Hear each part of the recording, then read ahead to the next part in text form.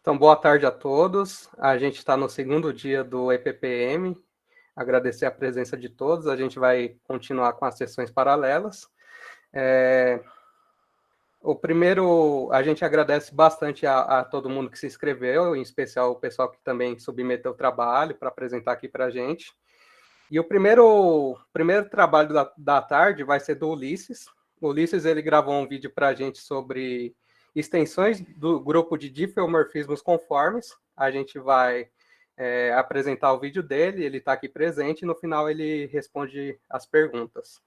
Então, compartilhado a tela, pode soltar o vídeo, Ulisses. É todo seu a apresentação. Obrigado. Olá, pessoal. Boa tarde. Muito obrigado pela presença. Muito obrigado também à organização da EPPM por disponibilizar esse espaço. Eu vou contar um pouquinho para vocês hoje sobre um trabalho que eu desenvolvi com o professor Fábio Tal, da USP. Esse trabalho está disponível na forma de um pré-print no Archive, faz parte do tema da minha pesquisa de doutorado. O título do trabalho é sobre as extensões próprias do grupo de diffeomorfismos da esfera. O que consiste esse trabalho, basicamente, né? Vamos começar dando uma motivação histórica do contexto que a gente está trabalhando. É basicamente o de uma variedade topológica fechada e orientada, por exemplo, uma esfera, um toro, e nessa variedade a gente tem um grupo dos homeomorfismos que preservam a orientação. Então a gente vai estar sempre se restringindo ao caso em que a orientação é preservada, o que significa basicamente que a esquerda de curvas é sempre enviada na esquerda da curva imagem por esses nossos homeomorfismos. E nesse conjunto de homeomorfismos, por a gente estar no espaço compacto, é sempre natural a gente definir a chamada métrica da convergência uniforme. E o que essa métrica tem de interessante? Nesse nosso caso compacto, ela torna o grupo de homeomorfismos um grupo topológico. Em outras palavras, a operação de composição, que é F composto com G, que significa primeiro aplica G e depois aplica F, se torna uma operação binária contínua, e também a inversão é uma operação contínua nesse contexto. E uma pergunta de bastante interesse é o que a gente pode dizer sobre esses grupos. Então, como é que a gente pode organizar ou classificar os subgrupos de acordo com alguma propriedade que os elementos dele possuem em comum? E, especialmente, dentro do contexto de sistemas dinâmicos, existe uma propriedade que é de bastante interesse, que é a propriedade da transitividade. Então, o que quer dizer transitividade? Bom, a gente vai dizer que um grupo G ele é transitivo quando, toda vez que eu escolher dois pontos da minha variedade, P e Q, digamos assim, eu consigo mapear ou aplicar o ponto P sobre o ponto Q por uma transformação do meu grupo G. Então, existe uma G pertencente ao grupo G grande. Então, aqui o Q é o G do P.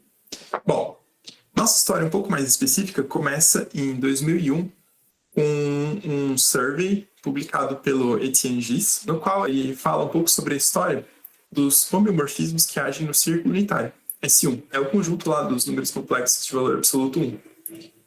E nesse trabalho, o Etienne Gis ele propõe uma classificação dos grupos transitivos e fechados.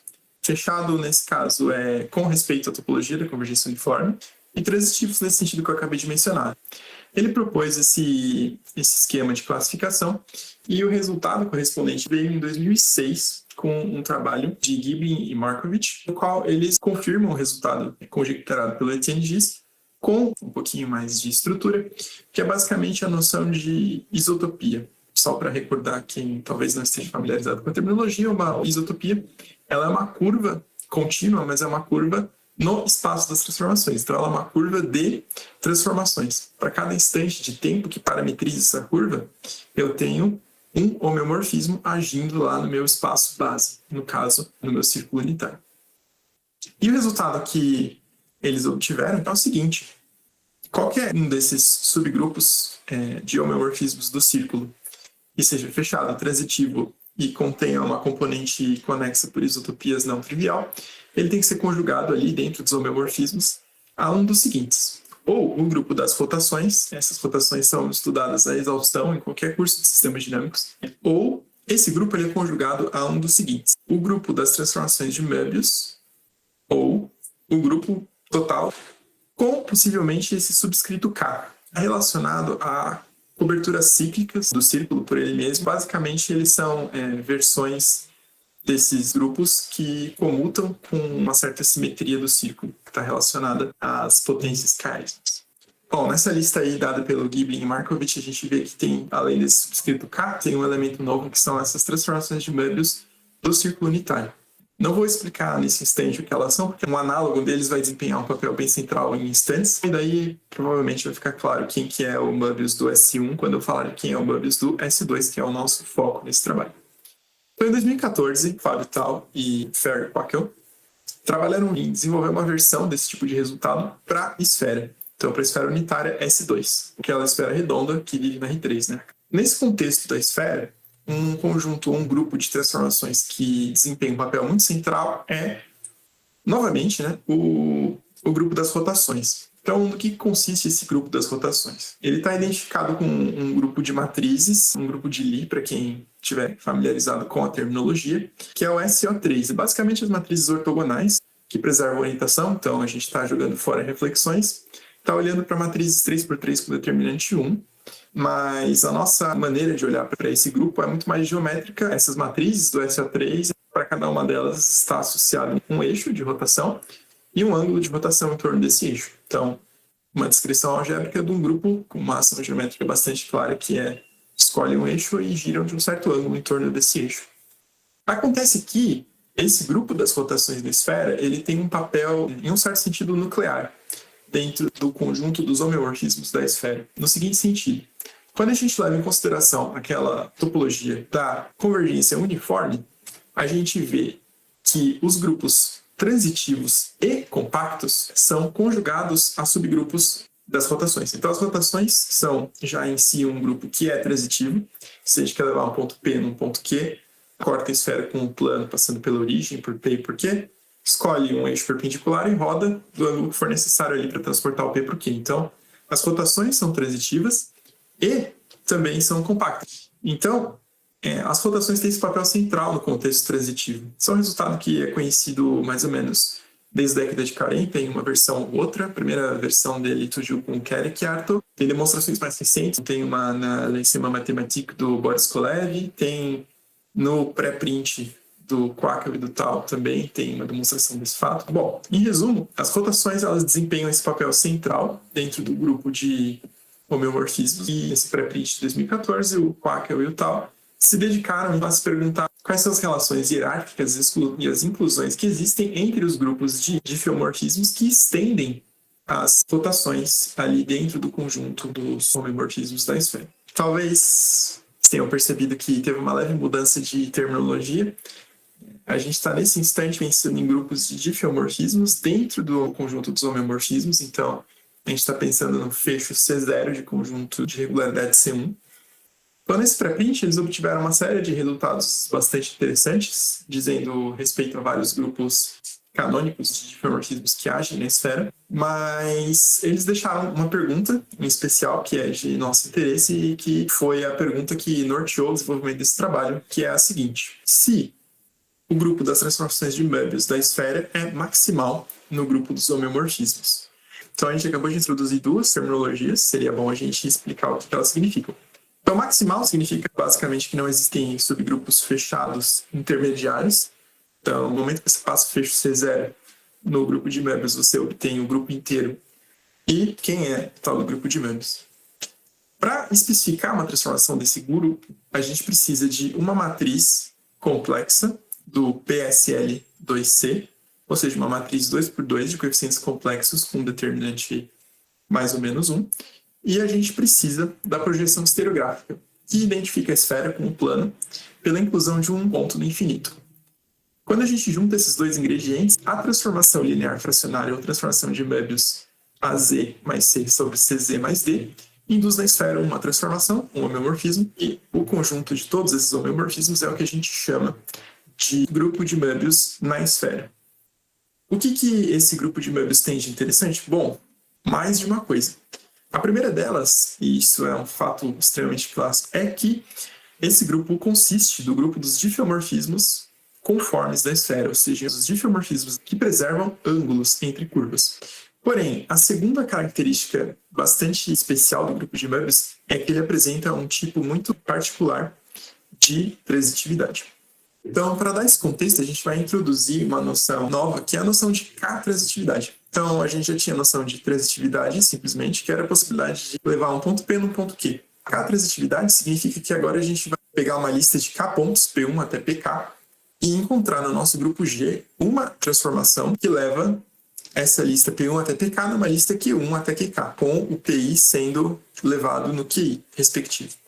E a gente vai acrescentar uma terminologia extra ainda, que é o seguinte: a gente vai dizer que esse grupo é sharp, K-transitivo, então emprestando uma palavra do inglês na falta de uma tradução boa, se ainda por cima essa transformação for única. Também é uma coisa bastante conhecida que o grupo de Möbius ele é sharp 3 transitivo, no sentido de que basta saber o que acontece com 3 pontos para determinar unicamente uma transformação de Möbius. Porém, isso não é só unidirecional. Vale também uma forma de recíproca, que inclusive é um dos resultados que a gente demonstra no nosso paper. Não é um resultado novo, a gente só apresenta uma demonstração nova desse fato, bastante interessante, porque ela é em grande parte topológica, mas é um fato que pode ser encontrado, por exemplo, no trabalho do Ferri e Quackel, mas que é o nosso teorema C, que é o seguinte: qualquer grupo de diffeomorfismos que estenda as rotações e seja sharp 3 transitivo, na realidade é o grupo de Möbius. Bom, se a gente está falando de um teorema C, então devem existir também um teorema A e um teorema B, que são os resultados principais, a respeito dos quais eu gostaria de falar com vocês. Então vamos passar aos enunciados desses resultados. Nosso teorema A diz que se eu tenho um grupo de diffeomorfismos, digamos G, que estende propriamente o grupo de Möbius, então esse grupo, ou mais especificamente a componente conexa por isotopias da identidade desse grupo, que é representada por G índicezinho 0, é pelo menos 4 transitivo. E além disso, a gente consegue mostrar que esse grupo G contém um elemento de entropia topológica positiva. Bom, o que significam esses resultados em termos práticos? O nosso teorema A diz o seguinte: como essa componente G0 é a componente por isotopias da identidade, esse grupo G não apenas é 4 transitivo, mas ele é 4 transitivo por arcos, no sentido de que quaisquer listas de 4 pontos podem ser conectadas, né, o iésimo ponto da primeira lista pode ser conectado ao iésimo ponto da segunda lista por uma curva que é a trajetória de uma isotopia no nosso grupo G, começando na identidade. É um próximo passo em termos de transitividade. A partir do momento que você coloca qualquer transformação adicional no grupo de Möbius, você passa de 3 transitividade para 4 transitividade, uma ordem maior de transitividade. Nosso segundo resultado diz que esse grupo ele contém um elemento de entropia topológica positiva. O que significa entropia topológica positiva? Bom, para quem tem mais familiaridade com sistemas dinâmicos, dispensa maiores apresentações, mas, essencialmente, uma transformação tem entropia topológica positiva significa que ela possui um certo grau intrínseco de comportamento caótico. Para efeitos práticos, a ideia por trás da entropia topológica é a seguinte: mesmo que você tenha uma resolução limitada, que só te permite enxergar até um certo diâmetro de bolas abertas, por exemplo, por mais míope que você seja, você é obrigado a aceitar que, com o tempo, o número de órbitas distinguíveis cresce exponencialmente. Mas qual que é a ideia por trás desses resultados? A primeira coisa que a gente faz é fixar alguns pontos especiais de referência, que são arbitrários, mas são escolhas relativamente naturais, que são o 0, o 1 e o ponto do infinito, o polo norte da nossa esfera, e também o meridiano, que eles determinam, que é um meridiano que a gente chama de gama, que não é nada mais nada menos, se a gente pensa no plano, no eixo X.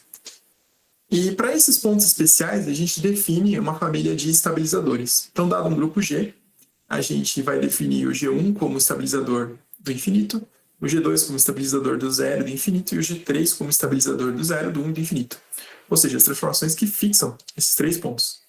Com a introdução desses estabilizadores, o nosso problema de mostrar a 4 transitividade pode ser pensado como um problema de mostrar a 1 transitividade do G3. E, na verdade, é isso que a gente faz. O primeiro passo em direção a estabelecer esse teorema A é mostrar que essas extensões de Möbius contêm um objeto que é muito apreciado em dinâmica topológica, que são as células. Mais rigorosamente, a gente está falando que existe uma transformação nesse grupo que tem um ponto fixo hiperbólico, especificamente no polo sul. Um ponto fixo hiperbólico, nesse caso, é um ponto cuja matriz da derivada tem uma autodireção expansora e uma autodireção contratora. Porém, o que acontece é que essas células, ou essas matrizes hiperbólicas, elas trazem de brinde uma série de estruturas geométricas muito úteis que a gente consegue utilizar para desenvolver nosso raciocínio. Elas trazem de brinde variedade estável, que é basicamente uma curva regular, sobre a qual os iterados convergem para o ponto fixo, que no caso é o Polo Sul. Elas trazem para a gente um controle sobre como que cones, né, em torno desse eixo X são dilatados ou contraídos pela transformação ou pela inversa. E elas trazem de graça também controles uniformes sobre o tempo mínimo que um compacto, por exemplo, leva para deixar uma vizinhança da origem. Uma série de benefícios técnicos aos quais a gente já está extremamente acostumado a trabalhar e que a gente utiliza na nossa construção. Um detalhe interessante é que a gente não só obtém uma célula no conjunto G, como de fato a gente obtém uma célula em G0, que pode ser conectada à identidade. E nesse processo, todos os difiomorfismos intermediários, eles compartilham uma direção estável em comum, e a gente escolhe essa direção estável em comum como sendo a direção do eixo X, né? Em outras palavras, tangente ao nosso meridiano gama privilegiado.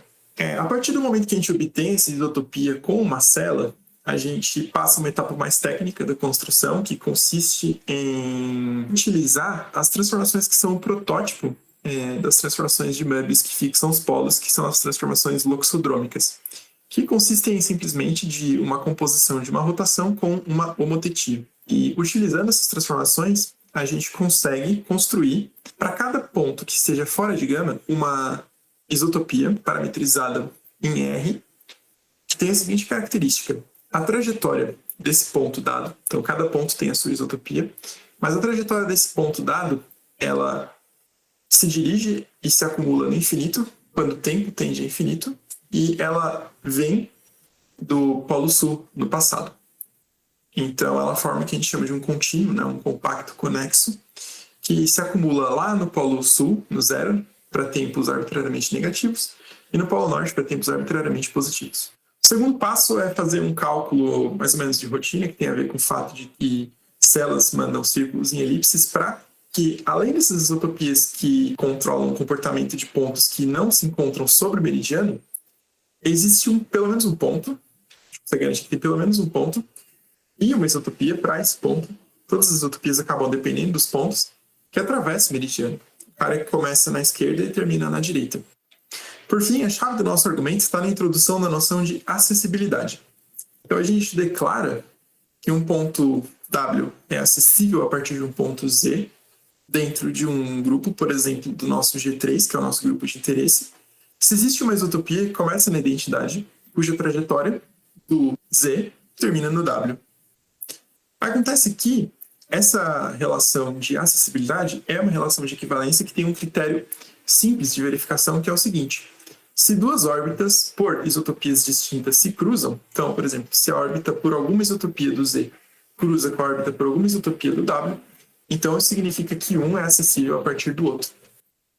A ideia por trás desse critério prático é que, para um par de pontos por vez, a gente consegue, lá no espaço dos homeomorfismos, concatenar translações dessas curvas, translações no sentido de operação de grupo, de maneira que, para esse par de pontos, a gente consegue ter uma nova isotopia cuja trajetória é exatamente a concatenação das trajetórias.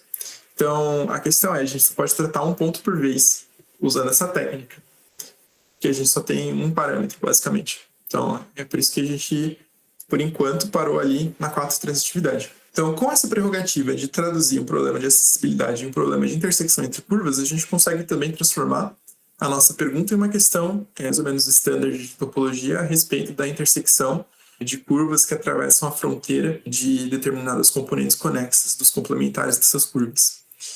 E com isso a gente consegue eventualmente concluir que quaisquer dois pontos são mutuamente acessíveis. Na realidade, o que a gente mostra de fato é que aquele ponto cuja trajetória atravessava o gama, esse ponto ele é acessível por todo mundo.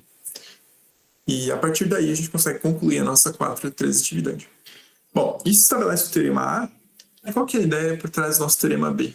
Basicamente a gente usa essa mesma ideia de concatenação de isotopias, mas dessa vez para produzir uma isotopia com a seguinte característica. A gente tem 2 pontos fixos e um ponto cuja trajetória de isotopia dar uma volta em torno de cada um desses pontos fixos de maneira a formar uma figura 8.